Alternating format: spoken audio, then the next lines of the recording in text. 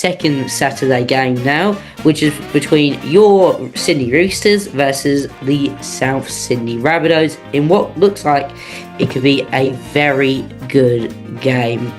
So, sorry, you said Saturday game there. You might want to Friday game.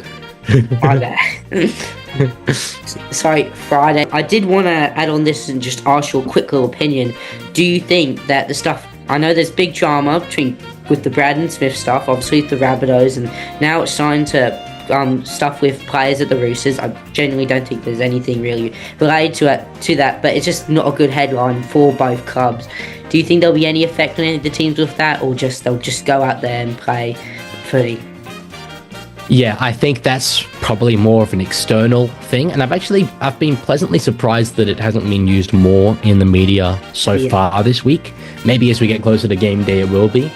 But yeah, these guys are professional athletes at the very top level. If they do let something like that put them off their game when there is so much at stake, especially on the Roosters side, I'd be very, very disappointed in that. So they should be able to keep their objectives pretty focused. Yeah, I like that. I think that's definitely a good thing, that players' mindset shouldn't be focused on that. And it's good. I'm actually happy with the media that they, for now, from recording this, they haven't made this game all about the Brandon Smith stuff, because they could definitely put a headline out there, the Brandon Smith battle, something like that between the Roosters and the Souths. They could definitely do that, something we see the media do, but they've chosen not to at this current time. Obviously things can change, but I find that quite good. But with Des Hasler leaving at the end of the season, do you see him going somewhere else, or is this might be at the end of his career? Yeah, I've been asked this a lot, and it is very, very hard to tell, because while he is an older coach, you've still got the likes of Wayne Bennett and Craig Bellamy, who are substantially older than he is. Yeah. But I do wonder if Des feels that he has anything to prove. Yeah, he achieved premiership success at Manly. Yeah. He made a grand final at the Dogs. It will really depend for him whether the right opportunity comes along. I think he took the job at the Titans because he wanted to continue coaching quite desperately. Whereas I think if a similar offer came up, he probably wouldn't take it at this point. Like, for example, Newcastle, if they offered him the job, I don't know if he'd commit to a whole big rebuild like that. But if they're a mid-table team who wanted, a coach for a couple of seasons to just steady the ship and put in good value, it might be appealing to him. Yeah, well, my opinion on it would be that Des to go. Like, I'm looking at these, and I'm looking at all the teams, and I'm looking at the teams in the league. I don't see really a single team which,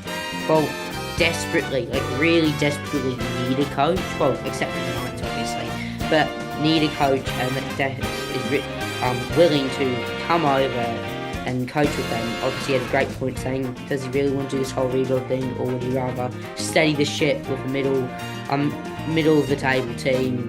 He could go over to England. There's maybe international opportunities. So I could see him still coaching somehow, maybe an assistant coach in an NRL team, maybe some sort of coaching role over in England internationally, something like that. But yeah, it definitely has that opportunity to be in quite an interesting conversation to talk about. But now, I will. Sorry, just before moving on, if I can, there's two things I'd want to watch out for Des Hasler. One of them is the New South Wales Blues coaching job. Now, Laurie Daly has been extended its next season, but yeah, I mean, well, I've said my piece on that.